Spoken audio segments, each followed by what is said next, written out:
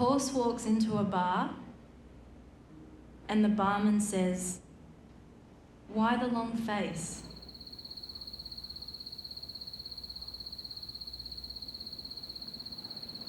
Awesome. At a Sydney community college, a class of ordinary people is learning the art of comedy. To graduate, they must write a stand-up routine and perform it at the legendary Comedy Store. I can't even concentrate. Take it out. Their date with destiny is just 3 weeks away. No, help. Could there be anything more terrifying than when comedy goes bad? This could be an absolute train wreck. Rob McHugh is the veteran comic taking them through their trial by fire. Liar! Last week, he set them a tough assignment. They've got to go out there with their notebooks, find funny material, write a 90-second set that's going to make an audience laugh in a week. 90 seconds, you might think that's easy. You try it. In the outdoor dunny he calls the office, Richard's licking his wounds. Last night, he was mauled by comedian Ostentatious. By the end of the night, you'll be throwing yourself off this building. Have you had a laugh at all, moustache man? You look like you're about to drive into a pole.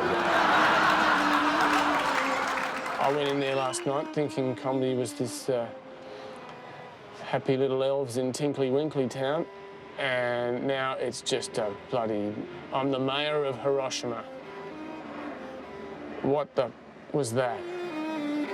Mate, you've got about as much sense of humour as a fucking dead person.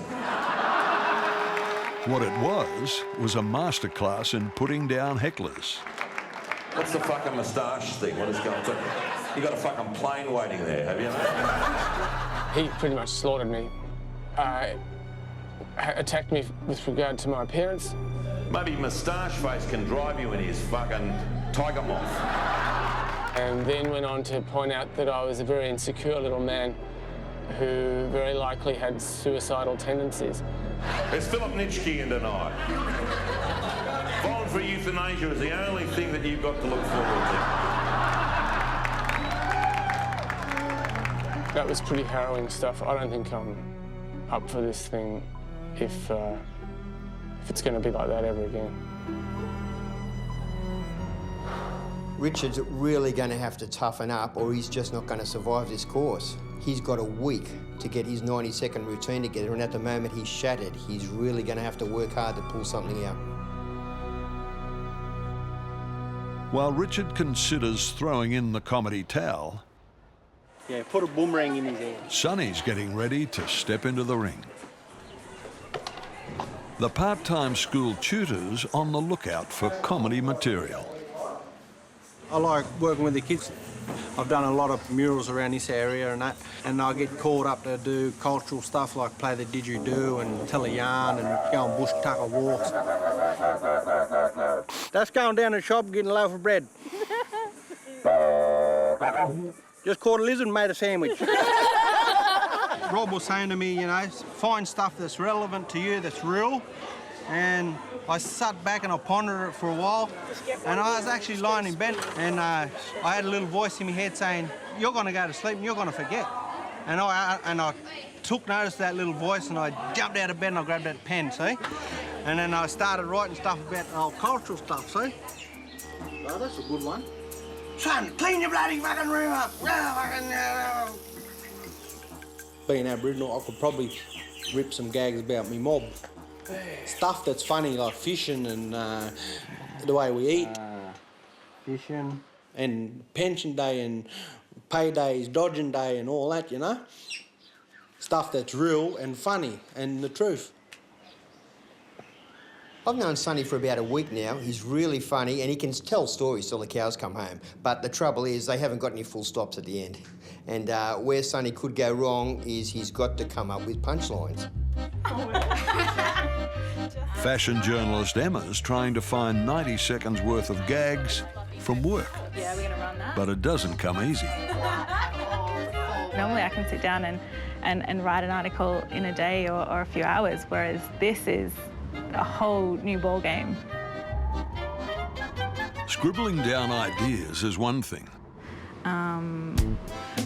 You know, I design a baby, shopping online, 20 girls locked in a room together all day. Making them funny is another. Especially when fashion is her livelihood. What else? I think for Emma the challenge will be to make her industry funny. The obvious route would be to go the same way as the Zoolander movie and take the piss out of the old industry. But she's not going to do that. It's her bread and butter. So I don't know what she's going to do. It'll be very interesting. Armed with his notebook, Gonzo hits the streets in search of his creative spark. More often than not, I get inspired when I'm walking somewhere. It's always on a street-level journey. Graffiti influences me a lot, especially toilet graffiti, no matter how stupid it is. That's awesome. Gonzo's got a very particular sense of humour. Gonzo knows what he thinks funny. Whether the audience will find that funny as well depends.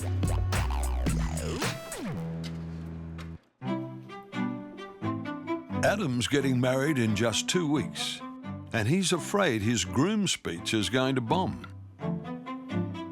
What made me want to start comedy school was, I used to be funny. Now it's just dad and dick and fart jokes, and that's pretty much it. He's hoping his childhood idols can restore his comedy powers for 90 seconds at least. Growing up in a small town, like Clark Kent did, all I wanted was to grow up and be a superhero. Alas, he grew up to be an IT manager. Normally when somebody does a stand-up comedy course, I've got some eccentricity, something quirky about him. But Adam, really, there's nothing. Adam is abnormally normal. I've got a few ideas for the payoff for this joke, but I think probably one of the funniest things that I can come up with that really fits me is the only superpower I ever ended up with was diabetes. It kind of leads into another joke about one of the characters, one of the supervillains, and his power to control magnetism. And I thought that'd be a really handy thing to have, especially when I lose a needle in a haystack.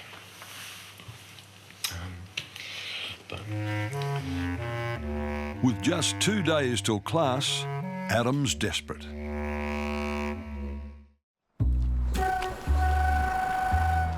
The 90-second set is only 1 day away, and Gonzo needs gags. So he's taking a trip down bad memory lane.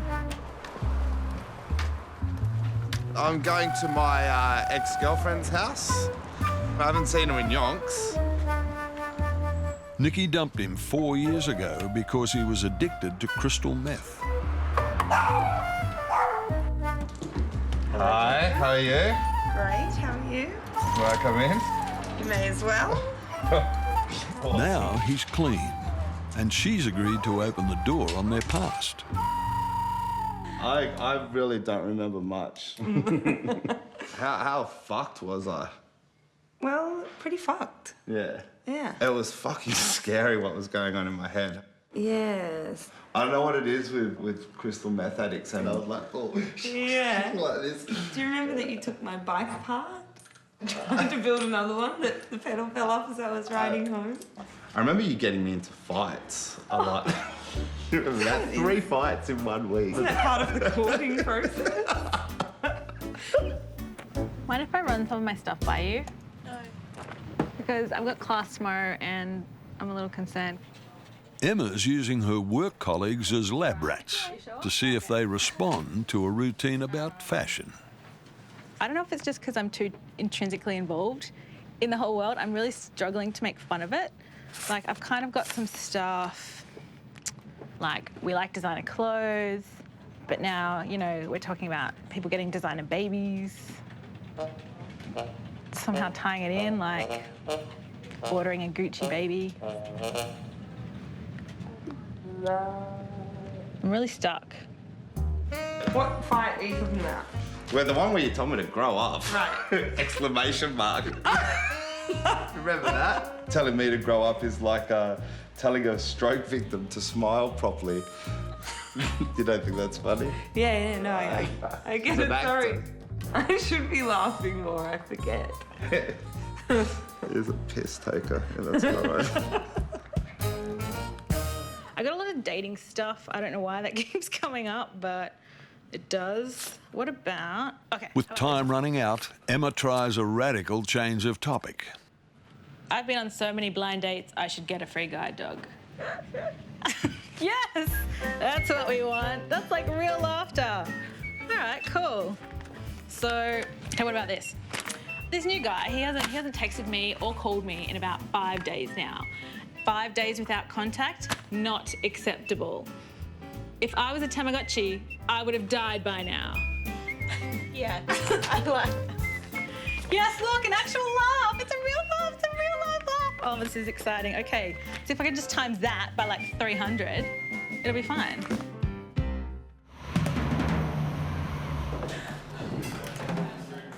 Time's up. Welcome back to day 2. The big day is here.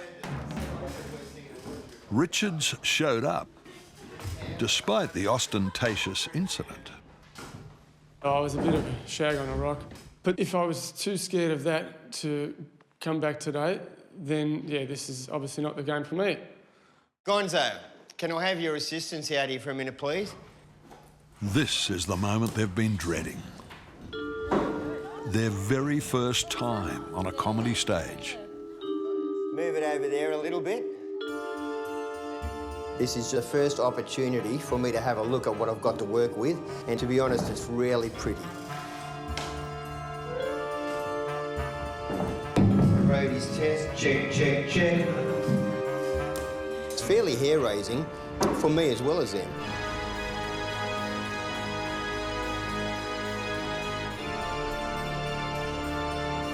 Adam, if you'd volunteer for us, please. Oh, I'd like to volunteer. Let's bring Adam onto the stage.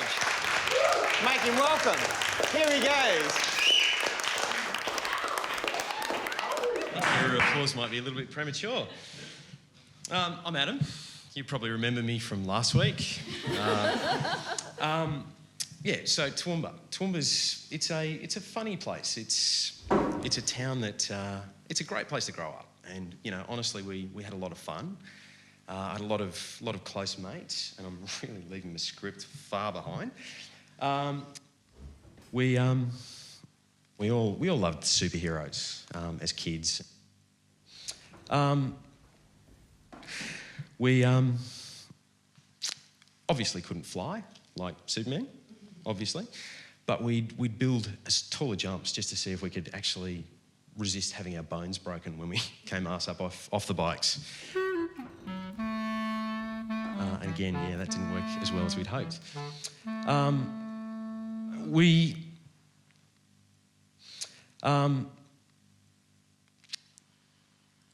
think I'm getting the red flashing light now.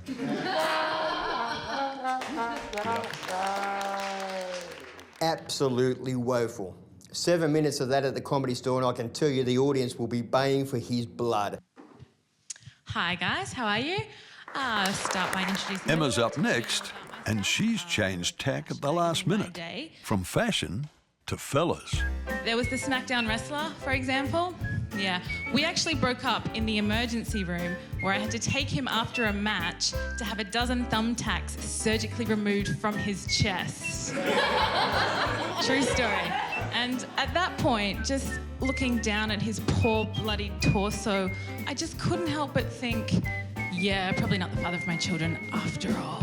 Okay, well done, Thank Emma.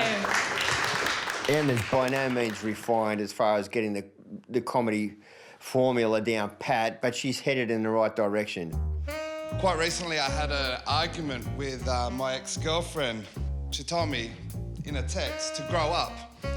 I took offence to this because I'm clean, I pay my rent, girls are showing me their boobs, and that's like telling a stroke victim to smile properly. Gonzo went okay. Going to see his ex was a great move, and he got a good gag out of it. Yeah, my cousin was telling me, do you want to come to Sexpo, cuz? He goes, oh, you can get your portrait painted. Guy there paints you with his dick. Imagine if I got a job there painting, you know, do Aboriginal painting, you know, got the canvas here, put some dots on there. Do a circle. I'm thinking, ooh, shame. Sonny's out of the blocks, but when he gets excited, he tends to race call. He's really got to find a way to slow it down, or the audience won't understand a thing he's saying. If we hear from the lovely Rose. Well, I haven't written anything. Why is you stressing? So you come on up. Now... Rose hasn't had time for homework, so all she can do is ad-lib. We used to have this cat. It was named Katie. And Katie had the best way of finding any human in the room that really hated her. And she'd be walking up to this human going, can I be your best friend? And you'd see this human sort of like, and then, you know, not only did she have a permanently running nose. Rose's performance today was absolutely all over the shop. When she said to me she wasn't prepared, she wasn't lying at all. She had absolutely nothing. And this Okay, how about a warm round of applause for Rose? She's going to have to somehow find time and bring it together, because that can't go on. It was just, you know, to hell in a hay cart today. Do you like the way my hips gestate towards your meal, yeah? As I leave the nightclub, that is Bondi Beach. I'm a footy widow. The rest of them were okay. Getting out with us. A few funny ideas. All my kids were conceived in the off-season. Not many good gags at this stage. Oh, man, I've been waiting for you. A long way to go and a lot of work.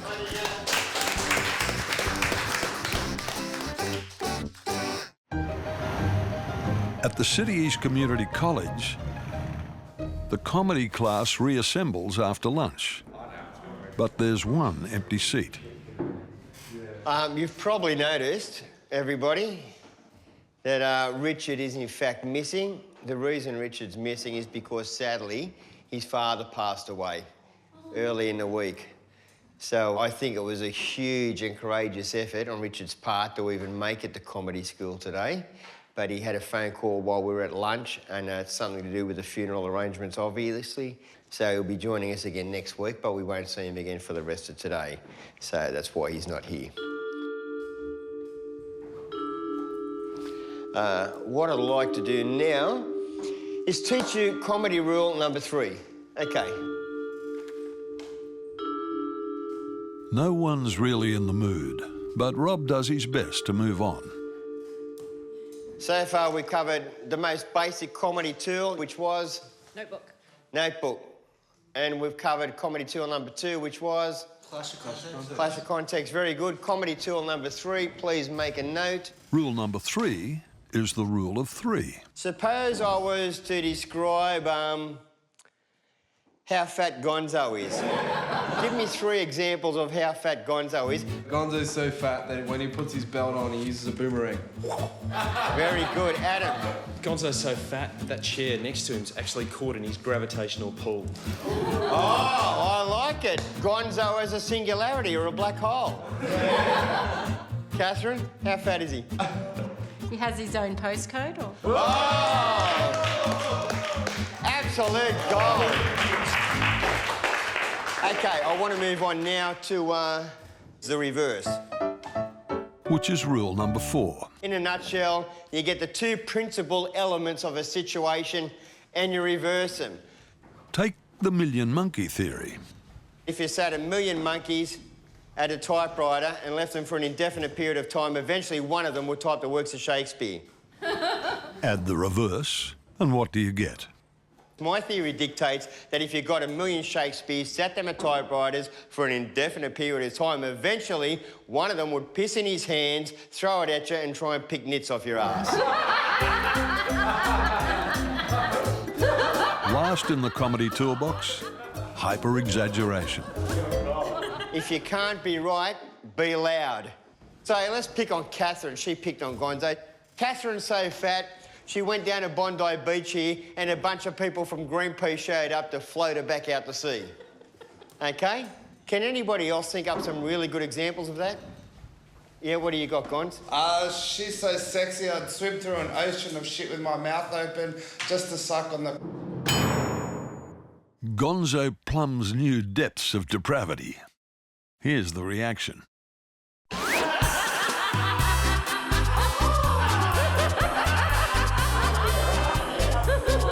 They're tooled up with the 5 rules of comedy, but how to put them into practice. Now, as a special treat, we've actually got tickets to the Cockatoo Island Comedy Festival. One way to learn is to watch the pros.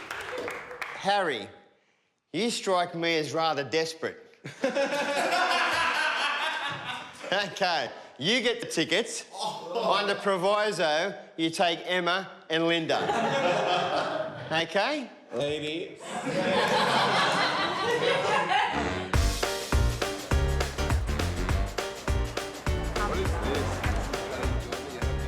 It's going to be really good to see a bunch of comedians and hear what they've got to say and you know, observe their routines. Really looking forward to hopefully seeing a few female comedians, and I'm sorry, but Arj Barker. I'm just getting forward to passing out drunk in the sun.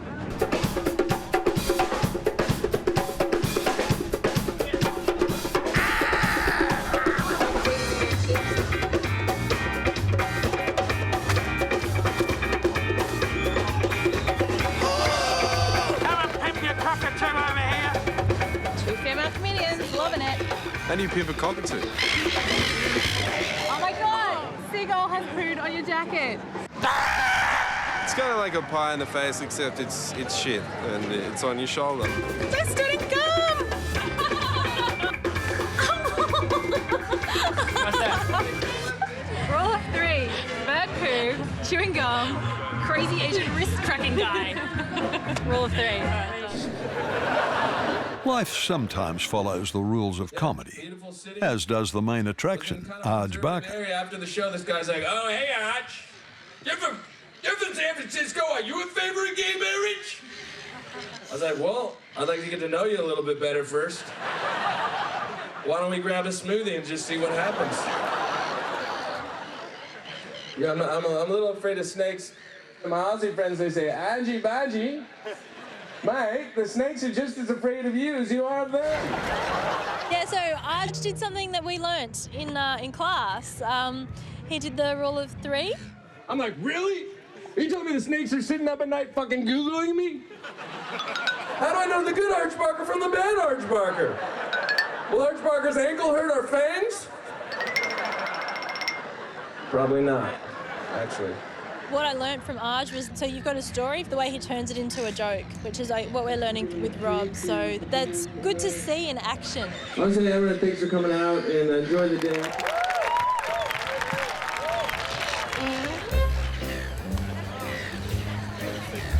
When Harry disappears to clean bird poo off his jacket, Emma and Linda get lucky.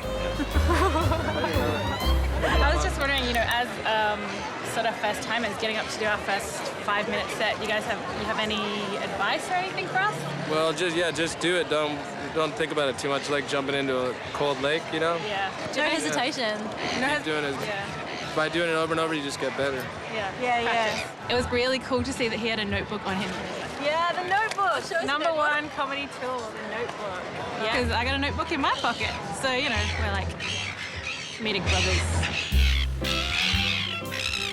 We lost you. Yeah, I lost We it met again. Arj Barker. It was so exciting. It was so good. You missed the whole thing.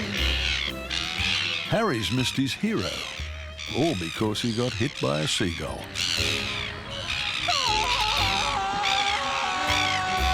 If I could fly, I'd shit on every single one of you! Next week on Comedy School, Come on! The pressure's on. Yeah, well, why aren't you riding it? Nerves are fraying. I would much rather bungee jump without the rope at the moment. And Adam drops a bombshell. Rob, I actually won't be here for the night. By pulling out of graduation night. I think we should get him up somewhere beforehand.